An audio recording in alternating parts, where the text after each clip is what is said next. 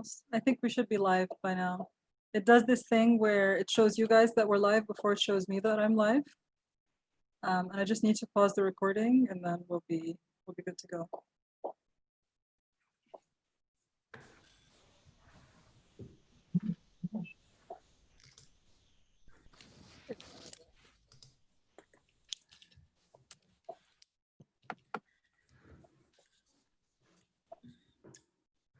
Okay.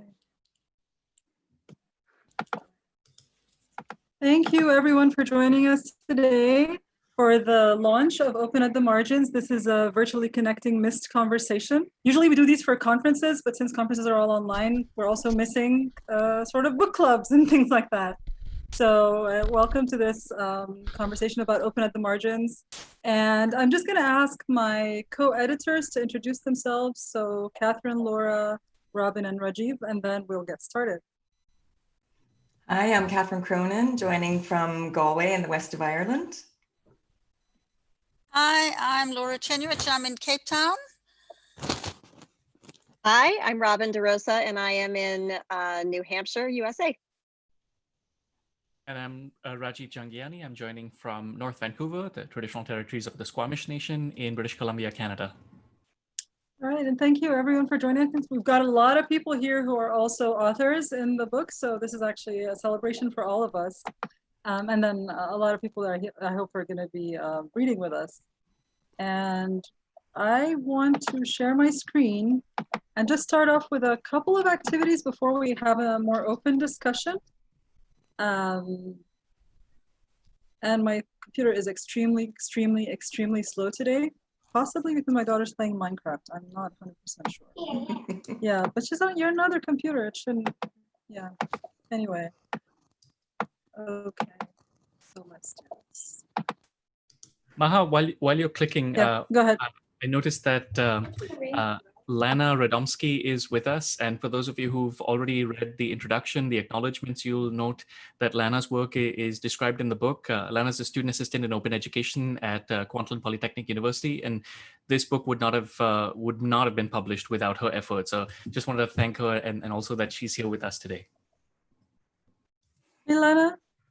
Are you up for introducing yourself real quick? Hello, everyone. I'm Lana, as you said, as Rajiv introduced me. Thanks for the introduction, Rajiv. Yeah, I was a part of this book by organizing the articles that you guys have, and thankfully I read some of them as well, just for my own purposes, and they're really interesting. So I'm excited to see this meeting. Okay, thank you for joining us, Lana. And so I just wanted to ask you how you're feeling today. I'm using the Slido thing to make a word cloud. So if you could just say with one word how you're feeling today, you can either use the QR code or just type in slido.com on your browser and 600 and 60091. I feel like during the pandemic, I always have to ask this question at the beginning of anything because we're all in this roller coaster of emotions, right? And yeah, tired. I feel tired a lot during this time. And it seems counterintuitive, right? But it's actually very tiring to be sitting on Zoom or whatever all day. Mm-hmm. Grateful, exhausted, frazzled. Yeah, I feel frazzled a lot too. Caffeinated, good for you. Hopeful, wild-eyed. Cozy, okay, that's good. Anxious, yeah. Breathing is good. I couldn't breathe. Like there was a certain point in the pandemic where I kept saying I can't breathe. And so it's good that you're breathing. That's healthy. Back and forth. Tired but happy. I like that. That made them into one word. Tired but happy. Fierce. Curious. Unsure. Inspired. And lots of gratefuls. Okay. That's quite like two-thirds of us.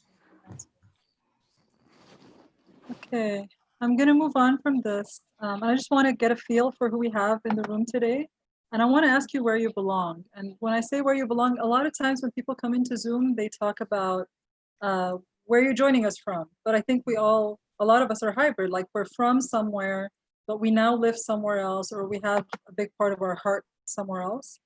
And so I like to do this thing with maps and ask you to use the annotation function of Zoom, which is if you go to the top view options, it'll say you're viewing Mahabali's screen, and you click annotate, and then there's a stamp thing where you can put a heart or a star or something.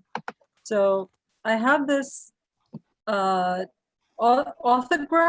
projection of the map. Since we're talking about open at the margins, it's an alternative projection that is more accurate, I think, in terms of size of the of the continents than the one that we usually use. So if you're good with geography, you should be able to find at least your country, but possibly also other countries where you belong or you have your heart somewhere.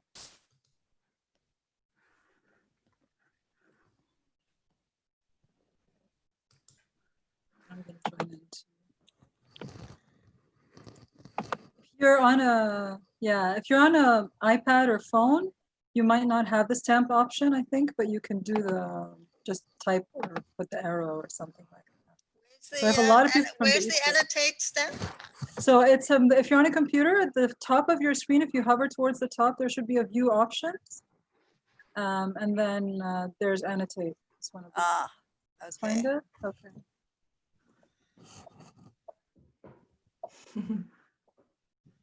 So lots of East Coast and West Coast. This is very interesting for me. There are very few people in the middle from the US. Usually when I do these things, I'm not really sure. Oh, yay, someone from the middle, but I have no idea what state that is. And we have someone from Australia. What time? Is it Sarah Lambert? She was saying she might, it's 4 a.m. for her. She said she might be able to join us.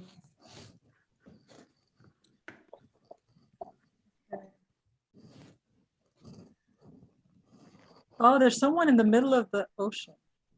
Quite a few people in the middle of the ocean. I think they're joking. I'm not sure. That's me. I'm just in the middle of the world, you know. I'm in the world. Okay. Lovely. All right. So I'm gonna clear this. Someone really likes the ocean. All right. Oops. Now I'm the one who's. Okay. Now let's move to just one very small thing that I'm going to ask you all to do is to rename yourself and put a letter in front of your name if you're an editor, if you're an author, or if you're a reader of the book. Right, all of us are readers of the book, obviously, but if you have an article in it, and the reason I'm saying this is because we're going to go into breakout rooms, and I just want to make sure there's at least one author or editor in every breakout room. And the way to rename yourself is if you go to if you click participants, and then you hover over your name under more, and then you can click rename and just put like the letter, just like for me, E, and then comma Mahabali, for example. And Catherine's done it. So we're sort of, so now we have categories of people, but I don't mean to do it like a hierarchy type of thing, but just so that I can make sure that there's certain people in the breakout. And I'm going to start setting up the breakout rooms while people rename themselves. Any of the co-hosts can also help rename people. So if you can't figure out how to do it right now, or you're on your device, it's kind of difficult. You can ask Catherine or Rajiv or Robin or Laura to help with that.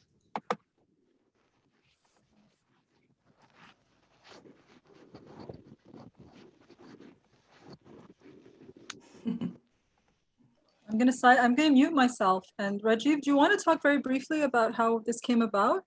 And I'm gonna mute myself while I do the breakout rooms. Sure. Well, I think, it came in many ways because many of us have been thinking about this work in open education as it's become more, I don't know if popular is the right word, but as it's become more and more common for people to consider elements of open education, it also, I think, became evident to many of the authors in this volume who were sharing the work in blog posts, at conferences, in other sort of informal locations, that, the sort of central narrative that's easy to run with in some ways about open education is this boon for the world. It's going to solve all of the problems and, unblemished, and the digital is the solution.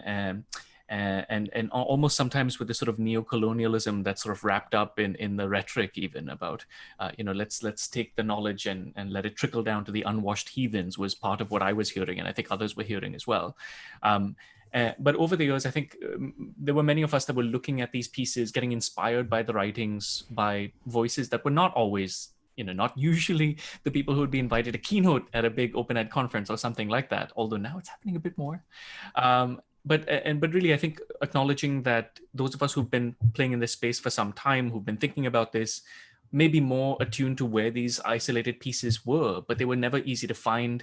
And for newer people who were coming into the movement, we thought it would be quite useful if we could gather them together in one space. It would never be a perfect, complete, curated collection. And so reached out to Robin, of course, who I partner with everything with in the world that I can. And then, of course, from then on, we reached out to other colleagues who represented, different regions of the world, but also just, I think, shared some of our values in terms of where we were approaching things. And then together, of course, we embarked on the curation process that I think is described in part in our introductory chapter as well. So I'll stop there. Anything else the other editors want to add in? Thanks, Rajiv. I might just add that recognizing that it would always be incomplete and imperfect, there were interesting discussions about how to organize it, and it wasn't immediately obvious that it should be chronological, but once we organized it chronologically, it was really interesting to see how ideas wove through into people's writings and reemerged and got developed further. So that's why it's organized in the way that it is. It's not just because it was the easiest thing to do, but because it's really interesting, we thought, just to see the progression of ideas.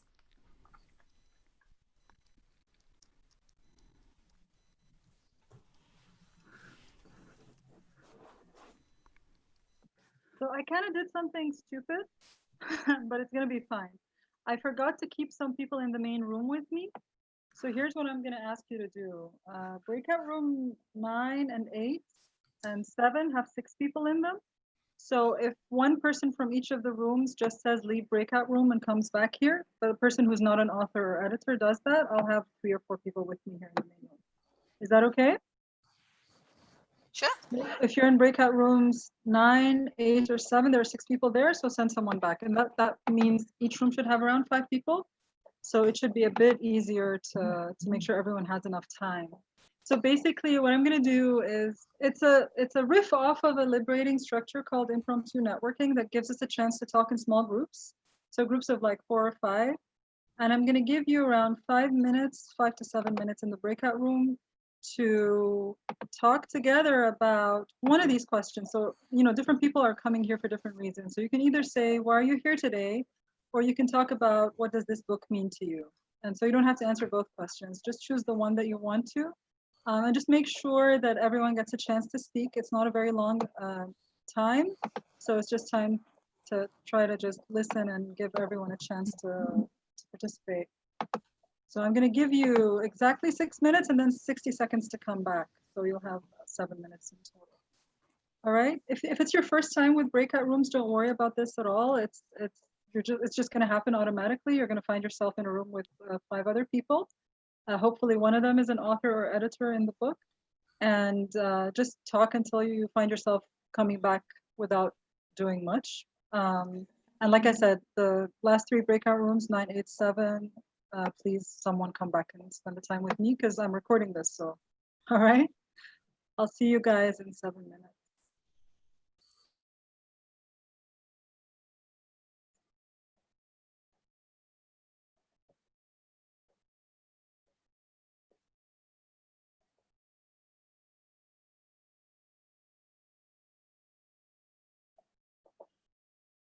Okay, so there are 4 people.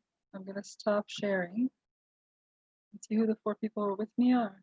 Hi, Heather. Hi, Karen. Hi, Talia.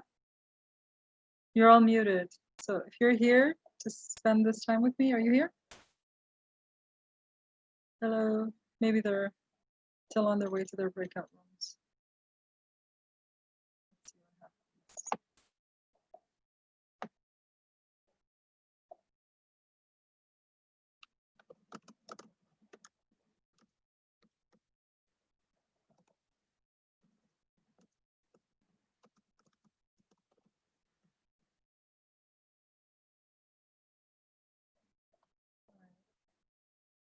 Let's see what's happening there. Heather and Karen, are you here?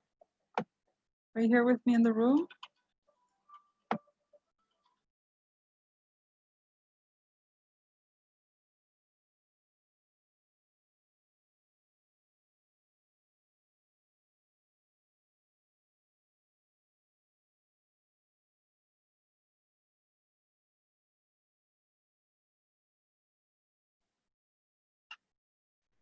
Hi. Hi, Taysir.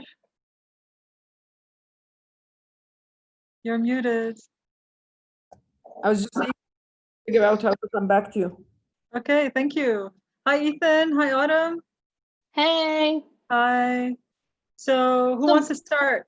Yeah, go ahead. Go ahead. I was just going to say that we were a little confused because we had 5 people, not 6 in our room. So we weren't sure. But I was the one who ended up coming. And I think that that's okay. And I'm happy to start if you'd like me to. Cool. So the prompt is to talk about why I'm here. You're muted, Meha. Why you're here or why this book, what this book means to you, either of those. Hi, Right. Jasmine. You can join us. And Nicole is coming. Go ahead, Autumn. Yeah, this book is really important to me because of what Rajiv was talking about, right? About the authors being from folks that you maybe wouldn't necessarily get, celebrated necessarily. So I think that's really great. And then I'm here because I'm an author of one of the chapters, the DigSys, What is DigSys? Chapter where I looked at Marina Abramovac and her use of performance art and kind of compared that to the ways that we exist on the internet. And are we doing pass the ball or? We have 3 minutes left, so yeah. Okay, Whoever wants to I go will next. pass it to Ethan. Sure. Okay. Well, I'll be super brief so other folks have a chance to share. But for me, one of the things I've always found most frustrating about the open community and the movement towards open is how, we so often see open as the end rather than the means. And so what I'm super excited about, what this book means to me, why I'm here, is because I think this is a shove in the direction of focusing on outcomes and what it is, what changes we actually want to see as a result of openness. And I'm just really excited to hear voices that are different from the ones that have traditionally taken over the space. And so, yeah.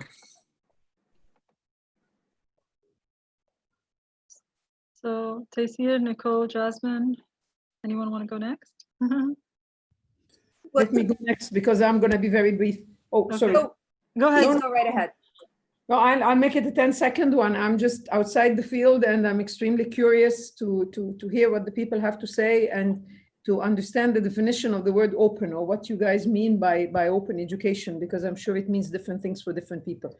So it's just sheer curiosity on my side I mean, I'm a university professor, but I'm not in the field of research and education. So I'm curious to figure out what you guys are doing. So please go ahead. Thank you. Go ahead, Nicole. Apologies for joining late. What is the prompt for the discussion? So why are you here today, or what does this book mean to you? Whichever of these you'd like to respond to. Yeah, so I'm here today out of deep respect to the editors of this book and the labor that went into pulling together all of these perspectives. I am fortunate that I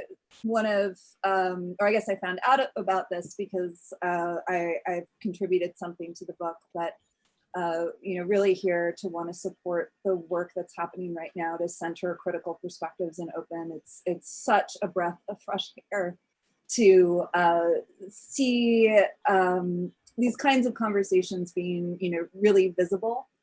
And as somebody who's been in this space for a very long time, since I was an undergraduate student 15 years ago, it's been incredible to see how the movement has evolved. And I think, this work is really driving it in the direction that is so much more inclusive and just makes me feel so much more hopeful about where the movement is headed. Jasmine, do you want to go real quick? Time is up, but I'm going to give people a minute to come back, so you can speak in that minute if you like. I am just excited to hear more about the book.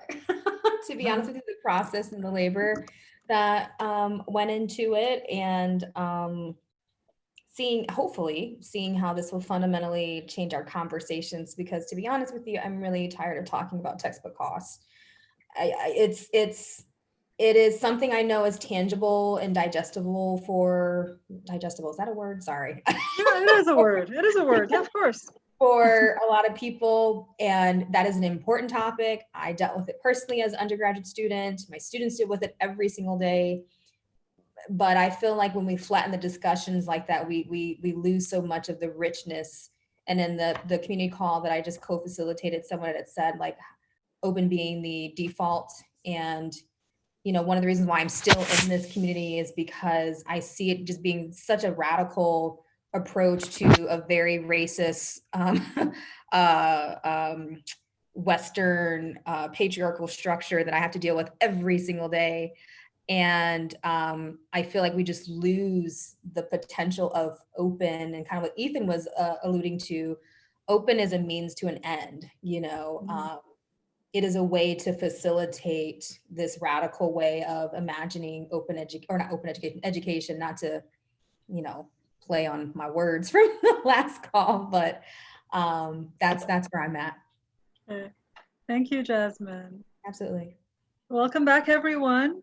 So here's the thing. Usually with virtually connecting, we usually have just an open dialogue and people jumping in whenever they like, but we realize that as you get to be more than like 15 people, it becomes really difficult to have an equitable conversation that way. So I'm gonna do a little bit of structure, and then we're gonna open it up for other folks to just have an open conversation. And part of that is, again, if you've seen this before, a lot of different tools allow that. Is that we're going to do like questions and answers with upvoting. So if you guys have questions for us, again, we can use Slido for this.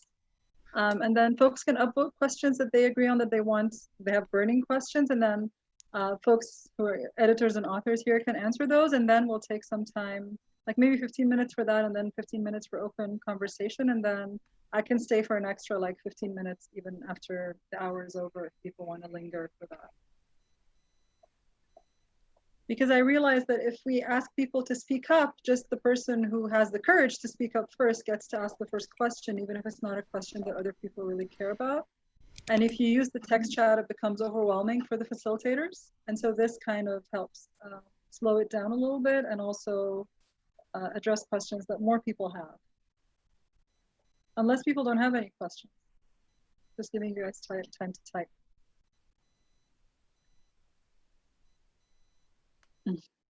It's kind of actually like simulating what you have in Zoom Webinar, because Zoom Webinar does this, but you're doing it in a regular Zoom meeting, which also has the benefits of just having breakout rooms and being able to talk when you want. This is an interesting question. What are some of the things that the authors realized by comparing papers? Do any of the authors want to answer this question?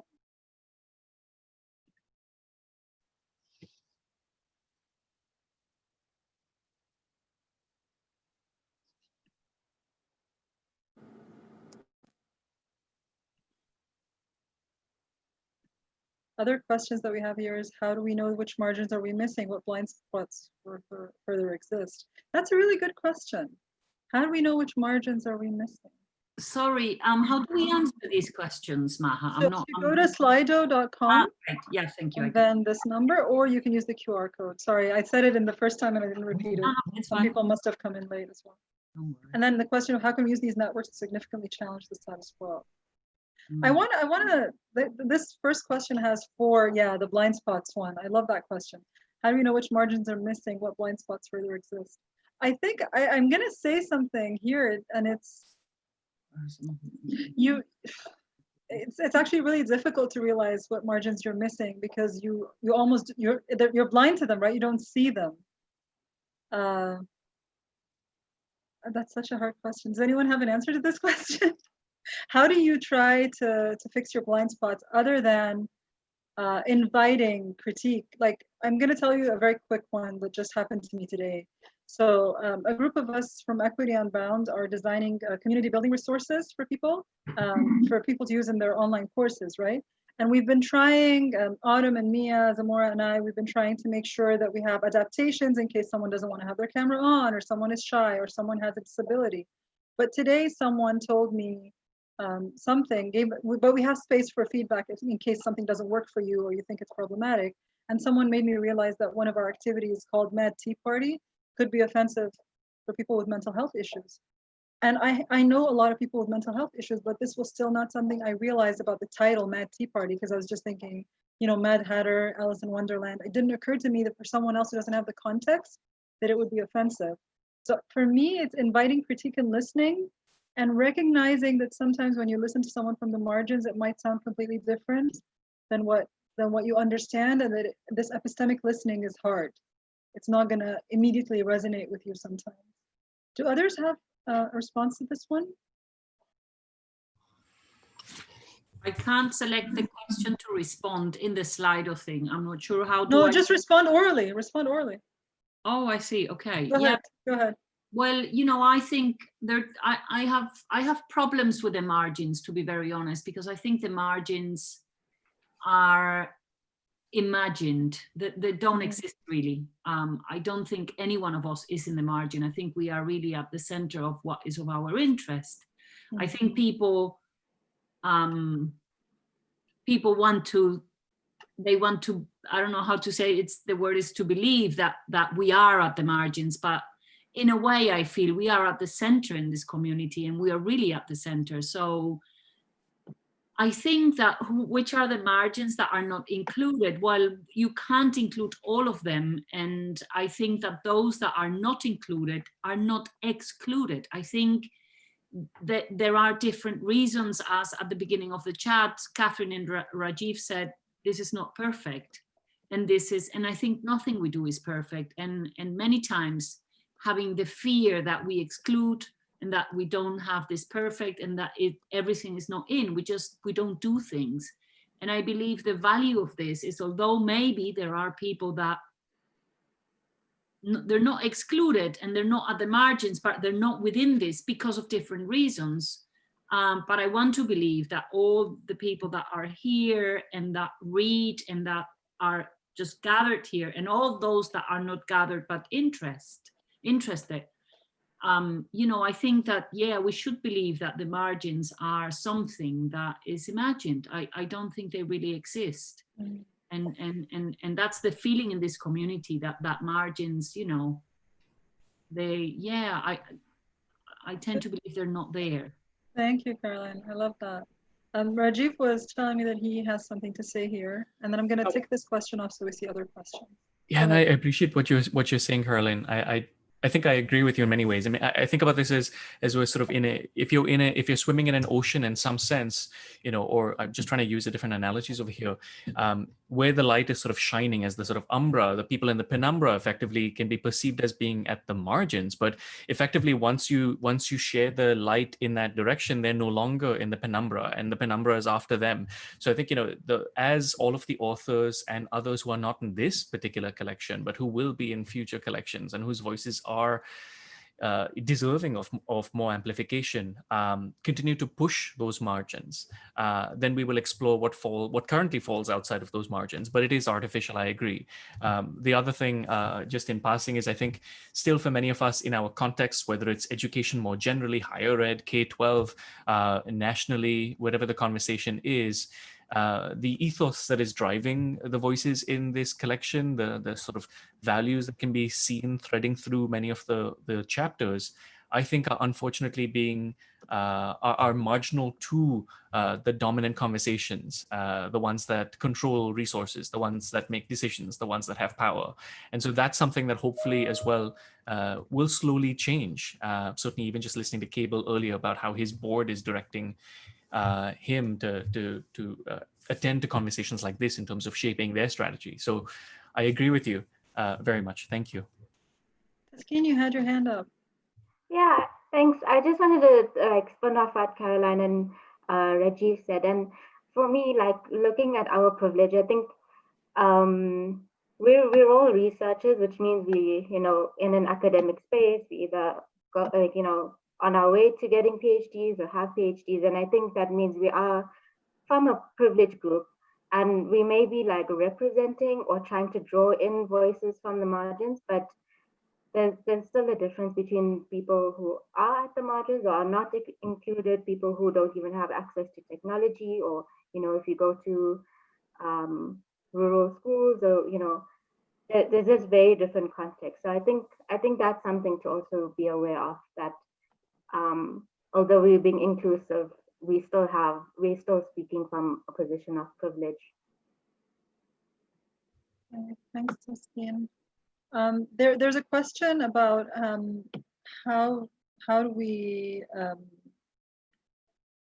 there was a question, but I removed it because I answered it in the chat, because there's a slide on this, is like, how do we expand this work and continue this work beyond the one book? So we actually have a Google Doc where we want you to suggest ways of doing this, but also what you would include in a future book or edition or whatever. So this question has 7 people who wanted answers. So what are some of the biggest things you learned in the process of compiling these stories?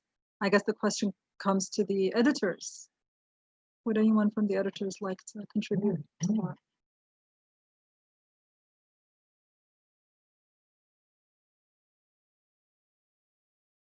Catherine, Robin, Laura, do you have thoughts? I might just say a quick thing from the beginning. Everybody tossed in a whole bunch of things that we already knew. And then we realized that obviously you don't want to build a connection just based on, what a small group of people happen to already be familiar with. And then it was a pretty interesting challenge, I think, to figure out how to search when you are thinking about underrepresentation in particular. Because obviously you're trying to, in some ways, amplify voices that you feel like haven't necessarily had as much amplification in the past. And so I know that once we populated stuff, I really felt, as a researcher, kind of unmoored, like, oh, I don't know exactly what the first step is to do to return. And I was thinking about all the research we've had recently about like race and algorithms, and just about the challenge of how you uncover those voices. And it's one of the reasons I appreciated some of the lessons I had in Open about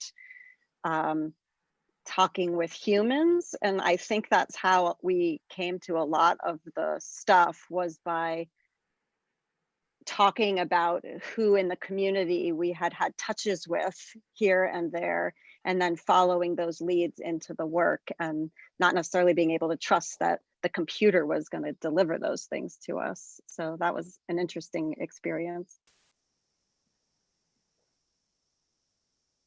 For me, I think one of the things I learned while we were compiling these stories is that, first of all, is that we will always miss something, and we will always feel bad for missing the thing.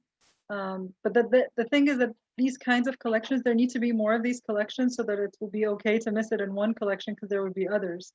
And that's why sort of expanding this is really important work. And I also realized how sort of the thought process of a person is important, because sometimes they've written something that we read 2 years ago, but then they read something more updated now that they would rather share. And so we tried to always give, I think we always gave authors the option to choose something different than what we had chosen on their behalf. And so originally we were going to stop at a certain date, and then authors would choose something that was more recent. And so we sort of kind of start to realize that actually, even though the history of what they were saying is important, but what they want their voice to be now is also really important. And I thought about authors like Edward Said, who's very famous for his book Orientalism. He had updated his thinking about that, but people were still just going back and reading that and not reading his more updated thinking on it. And that in itself is kind of problematic, right? Like you think, oh, I've read the book, but that's not the only thing that person said, or the last thing that person said. is I'd just like to acknowledge, I'm just reading some of the wonderful discussion that's going on in the chat, and I would invite anyone, you know, A's, E's, and R's, everybody, to please take the mic on this, because I think this point about the margins being really how power is enacted in the academy, and so marginalizing kind of margins as a verb. And the quote that's coming back to me is the quote that we used for Equity Unbound, which is that Lena Mounzer says, the only way to make borders meaningless is to keep insisting on crossing them. So I think what was in our mind about, you know, trying to find and collect, you know, these stories, these really important voices, was about just transgressing, you know, some of those boundaries and the ways that we've all felt marginalized. I can't speak for the authors in that way, and, you know, none of us as editors can, but that was some of the thinking that was behind us. But as I said, there's wonderful conversation going on in the chat, and if anybody else wants to take the mic, please do. The chat is kind of the margins of a Zoom call, isn't it? And it usually has. I'm so sad that I'm missing out. And so Laura, you wanted to say something, and then I actually want to unshare, stop sharing, and we can come back to these questions. I think even beyond this call. But go ahead, Laura. Laura Chernovich, I think. Stop muting, that would help. Yes, that would help. The thing that I was really struck by in this process is how much knowledge production and thinking and intellectual work happens outside of peer-reviewed journal articles, and how trapped researchers are in that sphere, and how they are expected to come up with some kind of final something. So marginality is not just about like location, it's about the forms of thinking. And so the one thing I really liked about what we were trying to say in the introduction about pluriversal knowledge also is about different types of knowledge forms, not just epistemological basis, but actually the kinds of ways that knowledge gets presented. So it's got validity when it comes in this ridiculous journal article as this. I mean, if you're not in academia, it must be really weird. Why would that be this venerated form? And so that's something that I really liked about the multimodal nature of this kind of production. Yeah. That's a great point. And then we also have, yeah, I mean, it's interesting also that that pure academic spaces don't have all those. Some of them try to have those options, but then they always fall short, I think, or the ones that I know always fall short of that. Okay, I put in the questions remaining that we haven't addressed in a Google document, so that we can always go back to them and keep talking about this beyond today. But we have like 15 minutes until the hour, and I wanted to see if folks wanted, if we just could open up the discussion a little bit, and if folks want to respond. There were questions for the authors, like what the authors themselves noticed and connected. So I'd love to hear from them rather than have just the editors speak about that. And I'm going to put the link to the Google Doc I'm talking about in a second. While someone chooses to answer. Hey Maha, this is Samantha. Hi. Your point about the fixed point, and I was trying to do this in chat, but I'm doing it on my phone, and I'm terrible at typing quickly on my phone. But your point about, I think there's something about academia that fixates on the origins of things and the original points of thought, and you know the whole practice of going back and sort of finding the beginning of a thought and using that as the fixed point, and not acknowledging the change and not acknowledging that our thoughts emerge and change through the work that we do, and capturing that is a really, really good thing to think about. And one of the things about working in the open is that fear of being held to, well, this is what I was thinking in 2017 or 2015. But since then, all of these things have happened and I've changed, and yet I'm held to this thought back here. So I think that's a really powerful point, and I have to think about it some more. Mm-hmm.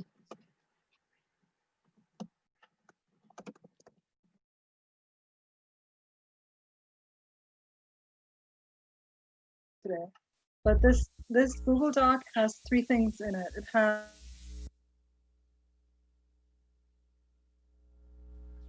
Whoops, Maha, we're periodically losing your audio, I think. Okay. Let me just, I'm back. Am I back? Yep. Someone else can speak though. I just put a link to the Google Doc here, which has room for suggestions for how to extend this work and keep it going. And it has suggestions for whose work did we not include and what alternative work by that person should we include. So non-peer reviewed, anything by a person that you think whose voice needs to be included. And then I also copied in questions from the Slido that we didn't include. But I'll also maybe put a link also to the download of the chat so that we can preserve that for later. Jim, look, you have your hand up. Go ahead. Remember to unmute. Yes, thank you. I was just, this isn't directly an answer to a question, but I was going to comment my experience as one of the authors, and I've conveyed this, I think, to the 5 editors, but I want to repeat it. I don't know, see if others have shared it. I know I don't look like what you normally think of as a marginalized person in the community, but you know, I've had a very different career. Academia has been my second career. I've not published. You know, I didn't finish the dissertation. I teach at a very marginalized institution. It's a community college. And I have struggled to find my voice. And I found this effort to be extremely, you know, it's probably, I don't know if it's appropriate to say transformative. It has really been significant for me because it has been a validation and therefore an encouragement of, yeah, you know, that my voice does count, that I really have something to say, and that all of us do. And to that degree, and it's really had the impact of changing what I'm working on. And so, you know, I just want to say thank you to everybody that did it, everybody who's been part of this. And I hope all of you get, you know, similar kind of parts. And I think that's, somebody had mentioned about, you know, we're so locked in academia on, you know, a particular path of how things are supposed to be. And this is a great movement. Thank you. Thank you.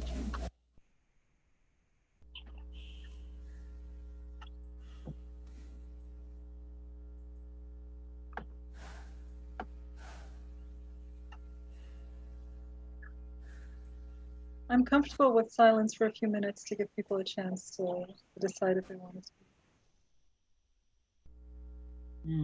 I agree. I actually do want to say one thing, and I'm only going to say it here, and I'm not going to keep repeating it and saying it over and over again. I'm only going to say it this one last time. But after we got the project off the ground, I really started getting overwhelmed personally and professionally by some things that were going on in my personal and professional lives. So I wrote to our editorial team and I said, you know, this isn't really going great. I'm so excited. And I know I'm being recorded, Nate, thank you. But I have to drop out because I don't have the space for the work anymore. And I support you fully, but you know, I need to leave. And everybody, of course, was so gracious, like, of course. And so I stopped working. We had the framework of the collection and a lot of things selected. But as you know, like, that's when the hard work of being an editor actually begins, right? All of the serious legwork of the collection. So when they were getting ready to publish, I was still on the email chains. And I said, you know, you guys got to take me off this. Like, I'm not, you know, and they said, you are an integral part of this project. You know, you are part of the spirit of the project. We want to keep you with the project. And I have to say, I was so humbled, not just by their generosity, but also it really made me think about what is a project, right? I mean, it's the ways that people contribute are so diverse, and part of what made this collection happen were the connections that a lot of us have been trying to build over time. And like that work of just being connected and being human with each other and pushing back on things, and like all of that was part of the work. And I just felt like they really recognized, and I feel like that's probably the case for a lot of you too, to just feel recognized, like you don't have to do anything more than just share your ideas, and whatever forms those come in, your little posts, you're speaking at a conference, like these things have really shaped what this community looks like. So I just wanted to say a shout out, partly as disclaiming that I did not do a lot of legwork, but partially as just saying, I think that's symbolic of the collection in a lot of ways, the way that they responded to me in that moment. I'm going to repeat what Rajiv said in the chat, and it's that you had an instrumental role in the visioning and the shaping of this, and that's a really important role. It may not feel like that to you because you feel like you missed out on something, but if you had not done that role, this collection would not even exist. So I don't know, you should not say that. And then the other thing is, we're not going to go and marginalize our co-editor when we're talking about being open at the margins. And it's important to, I think, recognize the different kinds of contributions an editor can do. I think it's always the case when there's 4 or 5 people working on something, that just different people will carry the load at different times also. And yeah, and with COVID, I mean, yeah, the kinds of absolutely. things. As Maha, if I may, I just want to acknowledge I'm part of the process. I've been wondering as well, not just in terms of our own lives and everything else that's happening, that's created strain. Is I'm sure for many of the authors this has been a slightly peculiar process, because we began this process so long ago, and some of the conversations with the authors were very early, and then there was this, the pandemic gap that occurred, and sort of this calibration of, it felt like in the early days of March and April, as many universities were really reeling in the wake of shuttering their campuses, felt like the wrong time, not just in terms of our capabilities, but in terms of adding anything, even if it's simply reviewing something that we put together. So it's not necessarily an apology, but it's certainly I think an expression of empathy and a bit of perspective taking about the peculiar process it may have been to have been approached as a contributor to this project, and just an appreciation for everything that the authors put up with through this punctuated timeline. And I also feel like I'm going to recognize the work of FemEd Tech and connect what we've done with it. So I think Francis was here. There's a lot of people here from FemEd Tech, but Francis from this is the first one that comes to mind. And they were talking about how it's so difficult. It's much more difficult, I think. It's a gendered crisis, and it's much more difficult for women to be publishing these days. And it feels like with publishing this, even though these are actually blog posts or whatever that had already been published before, having them published as part of a book collection is another recognition of this work without asking the authors to do more work. We're giving them an accomplishment of something that they don't have to make an effort for. And I think that in itself is worth something, is that it's almost like giving that person a sort of a little award that you've done something important and it's been included here and you are included here, but without asking them to do the labor of creating something new, because they've already done something good. It just hasn't been recognized enough.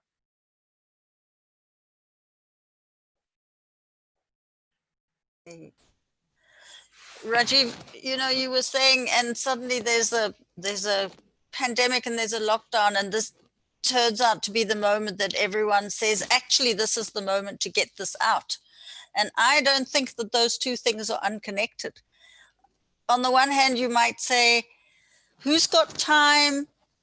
The wonderful Lana, but actually there's a lot of things that have to be done. Who's got what is it about this moment that made everyone think this is really when this collection is needed? And I think it's exactly the crisis of the pandemic, and how Arundhati Roy says that the pandemic was an MRI exposing the social bones, and the social bones are looking pretty bleak at the moment. And so it's also an act of resistance to put something like this out at the moment.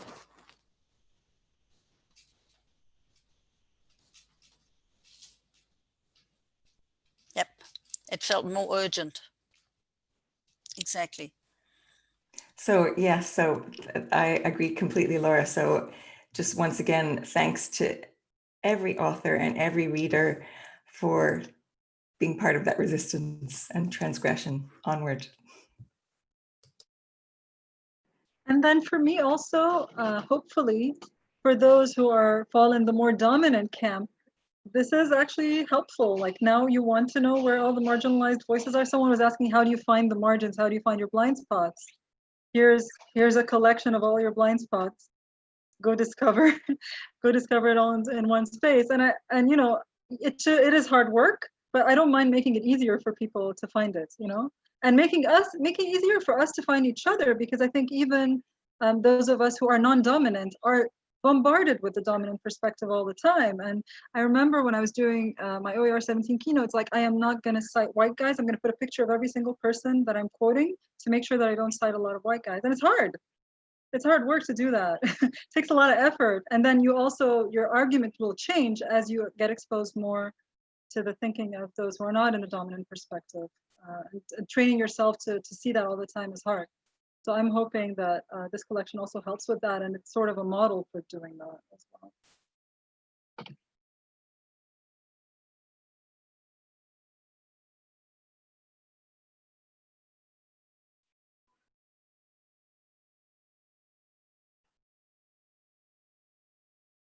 Maybe I can ask folks to start contributing to the Google Doc, even as other folks start to speak. I'm gonna try to copy the link back here again.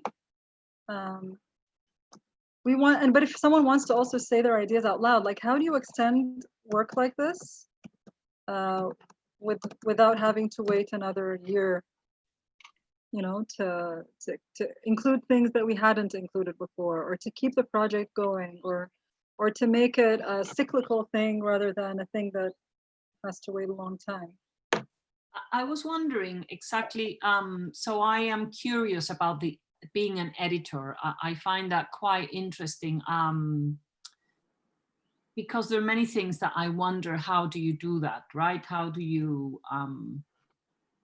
yeah, there are many things I wonder. So I was thinking that one of the ways in which this can be a snowball, I don't know, like snowball sampling, I was thinking, you know, it could be that people that would be interested in continuing this work and not having experience, which I think is an advantage, because the way in which we that are at the margins, I think I don't want to be really, to be honest, another place than this one.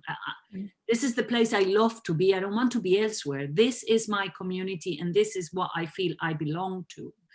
But I think, you know, people without that gaze, that informed or accurate gaze that experience gives you, would be an interesting place where you can be an editor, because I think you will bring, I don't know how to say it, really my feeling. I think that one is not, you're not curated. You know, when you go out in life and then you kind of get a bit harsher because you curate yourself in life. And I think academically, there are many people that we're just very new and we're raw and we don't know how to do things. But I'm in particular, I'm very keen to put something like this together, a second version, another version, you know, but without, you know, I don't have the experience. So I'm thinking, well, how can I just step out and say, you know, here, I want to be an editor, but yes, I want to, and I would love it. I'm not sure how to do it. And maybe unexperienced people with experienced people can be a new team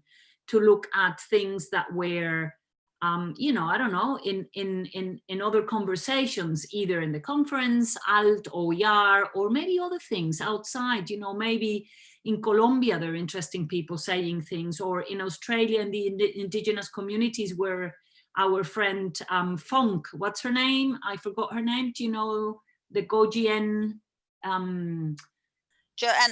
Joanna Funk, yeah, so she's doing it. So can we maybe, you know, can we go further out in the margins, and can we maybe collect those voices? And I think, you know, I'm happy to do it. I'm finishing my PhD the 29th of September. I can't believe it. And so I'm gonna be open to do, you know, things I really love to do. And I think that, yeah, I'm just proposing that we could do, people within this can be taking, you know, a new collection for next year, if that makes sense. I think that can be interesting. You know, I think because you used the word curate and you meant it in different ways, it made me think about how again, the Fem Ed Tech community, I'm thinking so much of them right now, is because they have a different, like for their Twitter, they have a different curator every week or month or every 2 weeks or something. And then I was thinking about if this project was something, and talking about those ups and downs that Robin was mentioning, right? Like you can have times in your life where you can't do it and other times where you can. And so if there were like different people involved at different times, like, you know, right now you're finishing your PhD, so next month you're busy, maybe 2 months later you have the time. And maybe it could be something like that, that's gradual and possibly with like small releases. And then in the end, then it's a whole second edition or a second volume. But there can be, I think someone in the chat was talking about, it can be happening like more in spurts, you know, rather than just one big bang. Yeah, I think I was reading from the chat rather than saying my own idea, Christina. I just can't remember who said it.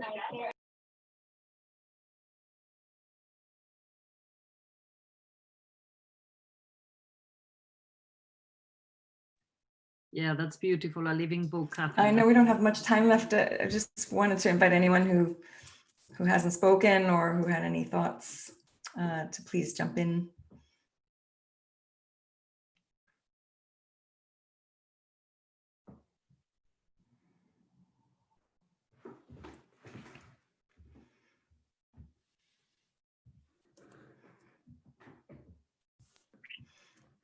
I'll just say that. Go ahead. Go ahead. No, I'm going to sign off now. I'll make space, but I just wanted to say that Monday felt like a start of something, but this conversation over this hour really feels like the start of something. So I'm just so grateful for everyone here who's sharing ideas and questions and provocations. It's so exciting. Thanks.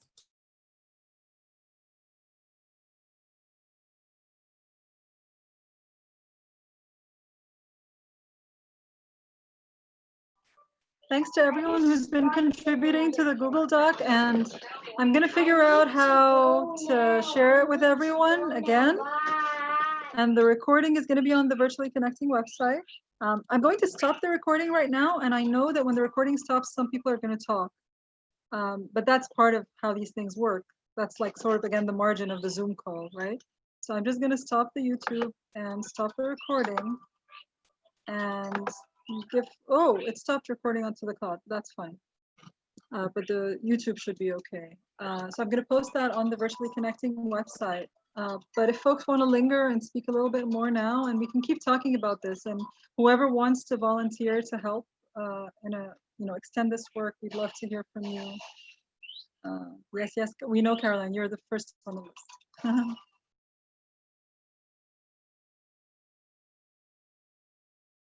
I love the quote that Lorna has just put there, a thought from the poet Kenneth White. And I admire people who understand poetry. I'm really bad at it. I do admire it, but I struggle to understand many poems, although my son writes poetry and I'm always saying, oh my God, can I read you? But you know, it's lovely. And I think it's so true what you're just saying there, Lorna, with that quote. It's so incredibly true. And yeah, I'm so grateful. I think there is something about the dynamic between the center and the margins that is really important, and it's about where movement takes place, because the movement doesn't take place in the center; it does take place at the margins, and it's. I mean, I absolutely identify what you're saying. Sometimes when I read people like White, I feel like I'm only just scraping the surface of what he's trying to communicate, but it still speaks to me somehow. So I hope that if I sort of keep reading things like that, a bit more of it will sink in every time. But he does often talk about this relationship between centers and margins, and how it's like the radical field is at the margins. It is always, you know, if you see people like Gandhi, who is one of my heroes, you know, they're although, yeah, there is a lot of gender issues with one of the, you know, with the things he thought sometimes, but I think the margin is where the power is. I always have thought about it, and yeah, I think there is where, you know, where things happen.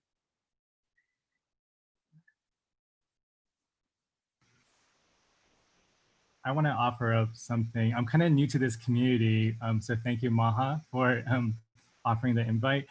I think some of the things that's coming up for me is that what Barbara Love talks about, she's out of America, and she talks about the 4 A's of cultivating liberatory consciousness. And I think a lot about how we have awareness and analysis, but then we really struggle with the action and accountability. And I think often about, like, as academics and scholars, we write a lot, we think a lot, but how do you put these things into practice? But more specifically, how do you put these things in practice with a community? So that's something that I'm really wrestling with, because I'm always reading and theorizing. And it's like so much fun for me. But then when I get to the coursework, there's like the critical aspect of teaching, but there's also the digital platform. So there's a lot of many layers I'm trying to negotiate in a white supremacist system. And I'll pause there. Yeah. I think that's very important what you just said. How do we do things? How do we put our feet on the ground and how we get our hands dirty? And I think really it is doing it. It's just doing it. Is when you find the opportunity to put your feet in the mud, just do it. It's always more work. It's always, you need to have, you know, you need to be stronger, because the mud is always, to put one foot out and the other one out is always more work. But definitely is what we need. You know, the thinking is important, yes, but the doing for me is even more important. And I think we have to just do things.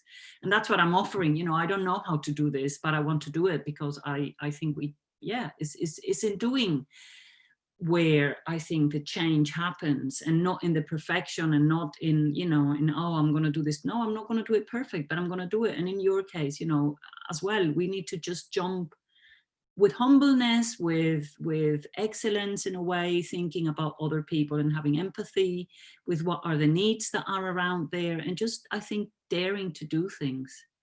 And this community has this, you know, this wonderful thing of yeah, I'm gonna cry. Stop it. I just love this community so much. Hi everyone, I'm Bracken.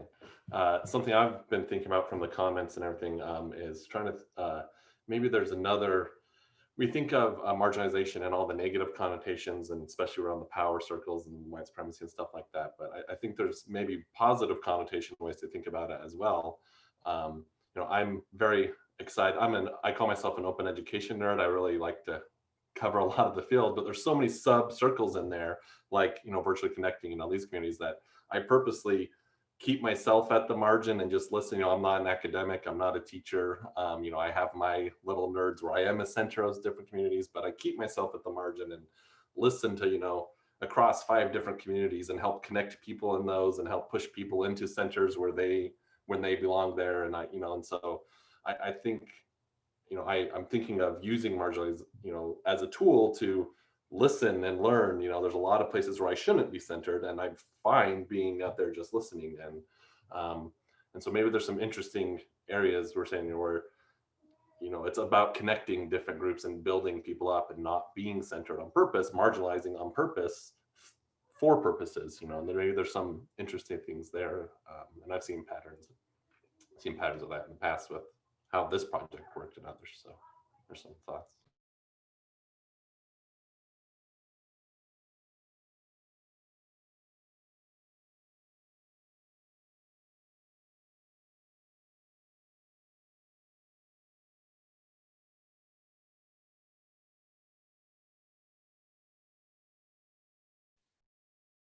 So I have to go to my next meeting, but there are several people here who are co-hosts, so I can actually leave if they can stay. If Rajiv, Catherine, Laura, if you guys can stay for a few more minutes, if folks want to stay. You have to go? Well, I mean, Sarita needs to come to our next meeting. Yes. So you need to take care of the kids, right? Sounds like Rajiv needs to go as well, yes. Yeah, because his wife is in the next one. Yeah. Okay. Lovely. Okay, so I guess I won't put anyone on the spot. I will let you go for now, but that's not the end of our work together. Hopefully it's just the beginning of a community that can keep going and going inshallah. Absolutely. Thank you for everything. Thank you. And thank you so much, Caroline, for everything you brought in today. Thank you, everyone. And thanks for putting this together. I'm so looking forward to reading through the whole thing. Thanks so much. It'll be a quick read too, because they're all blog posts and yeah. I think you could go through it real quick. I mean, in this pandemic, like I can't read a proper book. No. The kind of reading I need. I need blog posts and stuff. Exactly. Because then it makes it easier to listen because you don't have to focus for too long. So you can focus on the idea. I think that helps. Yeah. And it's not academic writing that's difficult to read, which is also exhausting for me. You know, I'm not doing my PhD anymore. I don't want to do that. So I don't have the bandwidth for it either. the people who just finished their PhDs are probably still intellectual. I'm not anymore. So okay, I'm gonna have to end the meeting so that I can jump into the next one. I hate ending meetings like these abruptly because I feel like people sometimes need to linger. But thank you all for being here. It was lovely to spend some time. Thanks, everyone. Bye. Thank you. Bye, all. Thank Bye. Bye. Thank you. Bye. Bye. Bye, Catherine.